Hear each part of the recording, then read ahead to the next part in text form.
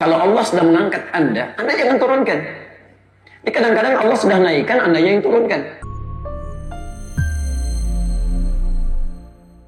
Ayat 122, versi paling kiri sebelah bawah. Di situ Allah memberikan pesan pada setiap pelajar muslim khususnya yang merasa beriman kepada Allah.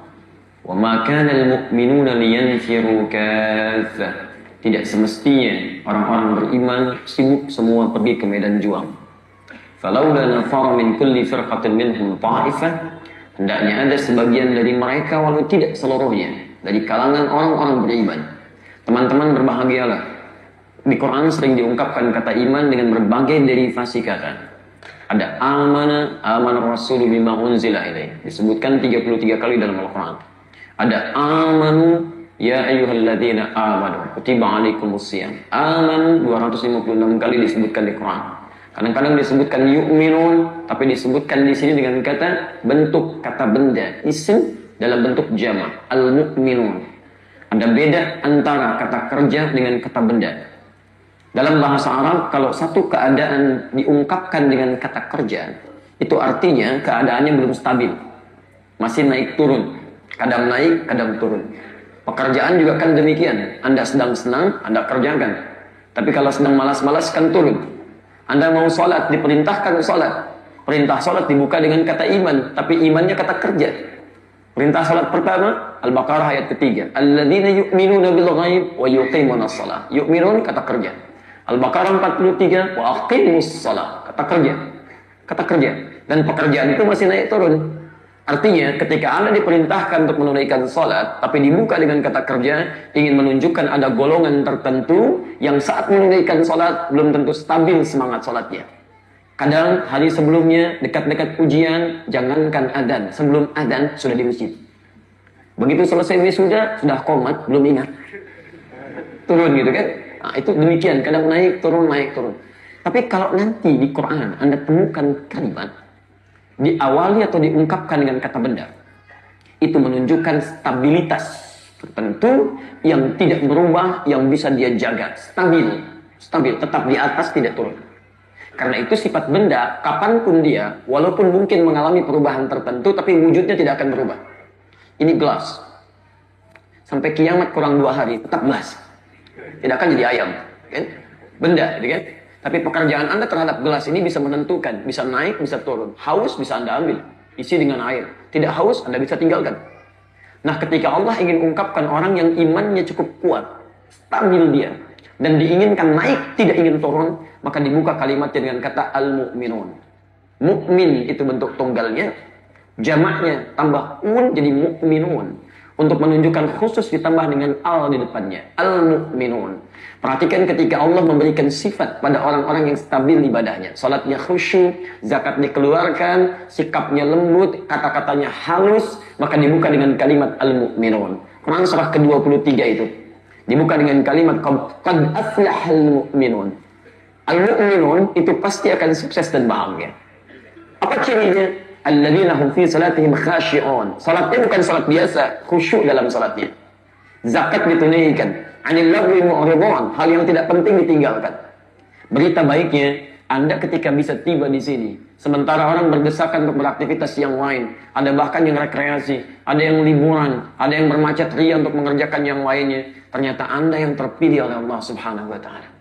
Ringan langkahnya, lembut hatinya, hadir di sini. Berbahagialah teman-teman, Anda disebut oleh Al-Quran bukan dengan amanu, bukan dengan yu'minun, bukan dengan amana, tapi mu'minun. Seakan Allah yang memberikan isyarat. Tidak saya tunjuk Anda kemari, tidak diundang kemari, langsung di rumah Allah. Kecuali Allah ingin meninggikan keimanan kita saat ini di hadapan Allah Subhanahu wa ta'ala. Karena itulah saya mohon sebesar-besarnya, kalau Allah sudah angkat, Anda jangan turunkan. Saya ulang ya, kalau Allah sudah mengangkat Anda jangan turunkan. Jadi kadang-kadang Allah sudah naikkan, Anda yang turunkan. Ayo, salat berjamaah dengan salat sendirian, besar mana pahalanya? Jamaah. Di masjid dengan di rumah, besar mana pahalanya? Anda zuhur bisa ke masjid, berjamaah. Asar pun punya peluang yang sama. Zuhur, Allah angkat Anda ke masjid berjamaah. Tapi asar Anda memilih salat sendirian. Padahal bisa ke masjid, padahal bisa berjamaah. Jadi kalau Allah sudah naikkan, Anda jangan turunkan. Dan demi Allah saya katakan, saya tidak pernah mengundang Anda kemari. Saya tidak mengenal umumnya Anda secara personal. Siapa yang menggerakkan Anda mau datang kemari? Mau belajar dan sebagainya. Karena itulah saya mohon sebesar-besarnya, kalau bukan Allah yang mengundang kita semua, menggerakkan kita hadir di sini, mustahil kemudian kita bisa berkumpul dan semangat untuk belajar. Karena itu pertama, berbahagialah kita disebut dengan al-mu'minun di ayat ini, jaga kepercayaan itu, dan kemudian kita turunkan lewat pembelajaran kita. Apa cirinya? Falawla nafar min kulli firqatin minhum ta'ifah liyatafaqahu fid din.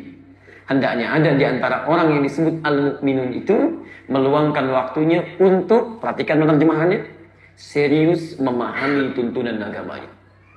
Maka kesepakatan pertama yang harus kita mulai coba untuk bahas kajian kita hari ini, ciri orang beriman yang imannya stabil itu, kalau belajar apapun, dia pastikan serius. Yang kedua, sampai pada titik pemahaman. Karena itu nanti saya mohon kita sepakat, jangan sampai materi kita hari ini hanya menghadirkan informasi yang Anda dapatkan tapi tidak Anda pahami. Itu tidak disukai. Jelas di sini? Jelas ya? Bahkan nanti dengan ustadz manapun Anda belajar, pastikan sampai level yang ini. Karena itu tidak pernah ada pelajaran dalam Islam sebelum dipraktekkan dalam ibadah kecuali dibuka dengan kalimat fikih. Turunan dari tafakuh itu fikih. Anda mau sholat, mustahil bisa sholat kecuali belajar tentang ilmu sholat. Anda mau belajar tentang ilmu sholat, cari buku. Anda nggak akan pernah temukan buku ilmu sholat. Selalu fikih sholat. Zakat, fikih zakat. Haji, fikih haji. Umrah, fikih umrah.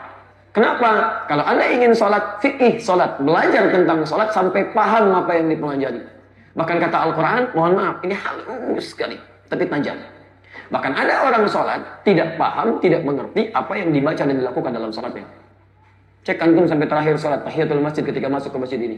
Dan sekian ribuan kali ruku dan sujud yang dikerjakan, berapa persen bacaan sholat yang dipahami? Jangan-jangan ruku belum paham yang dibaca. Sujud tidak mengerti yang diungkapkan. Bagaimana kita bisa khusyuk? Sekarang ada yang mau haji, mau umrah. Apakah setiap manasik diajarkan memahami esensinya? Apa yang Anda baca? Jangan-jangan berputar-putar di Ka'bah tapi nggak ngerti yang dibacakan.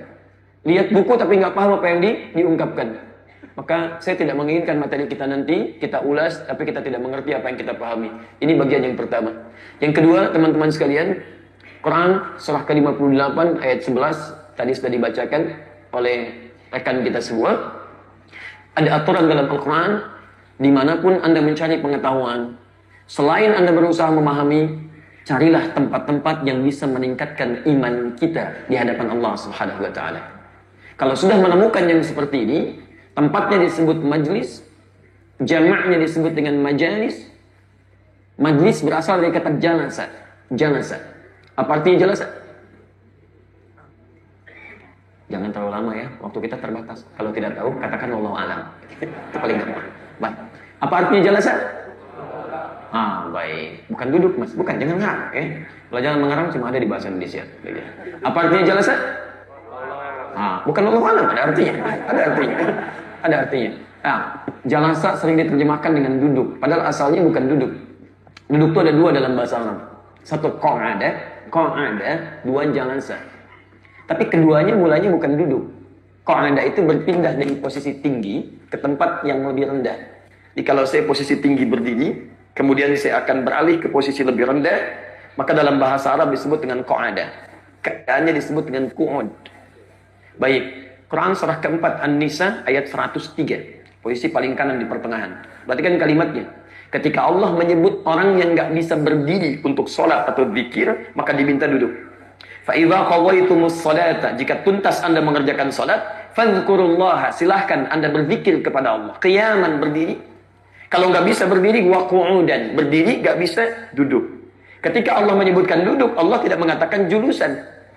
Bukan ijlis, tapi qu'udan, pindah ke tempat rendah. Quran surah ketiga Ali Imran ayat 190 sampai 191. Baik, langsung ke ujungnya. Alladzina yadhkuruna Allaha qiyaman wa qu'udan. Berdiri, qu'ud rendah. Tapi kalau jalasa itu sebaliknya. Pindah dari posisi rendah ke posisi tinggi. Anda duduk di bawah, saya minta pindah misalnya ke kursi. Orang Arab mengatakan tafaddal ijlis. Ijlis. Tempatnya disebut dengan majlis. Pindah posisi rendah ke posisi tinggi. Kalau Anda ingin mencari tempat-tempat yang baik untuk belajar, maka kata Quran, lihat, carilah tempat-tempat yang bisa mengangkat posisi Anda dari rendah jadi lebih tinggi. Majlis, jamaknya majalis. Kalau sudah ada Anda temukan tempat-tempat terbaik, maka share. Tafassahu, luaskan, share, infokan. Kalau sudah masuk ke dalam, perluas. Ada sebagian space, biarkan orang mendapatkan bagiannya. Makanya disebut dengan majlis, jamaknya majalis. Apa yang diangkat? 2. 1, yarfa'illahu alladhina amanu, bisa mengangkat iman Anda, kedekatan Anda dengan Allah Subhanahu wa taala. Di Quran menginginkan, awas hati-hati, yang diinginkan bukan ramai dalam time. Bukan hanya menarik, tapi dari situ bisa diarahkan untuk mendekatkan kita dengan Allah Subhanahu wa taala. Saya pun pesankan pada Anda, kalau materi yang saya sampaikan tidak membuat Anda lebih dekat dengan Allah, tinggalkan saya, cari ustaz lain. Demi Allah saya katakan, kalau yang saya sampaikan tidak membuat Anda semakin dekat dengan Allah, tinggalkan. Cari ustaz lain yang membuat Anda lebih dekat dengan Allah Subhanahu wa taala. Tidak ada faedahnya Anda datang, luangkan waktu, catat, pahami, tapi tidak membuat Anda dekat dengan Allah. Jelas di sini?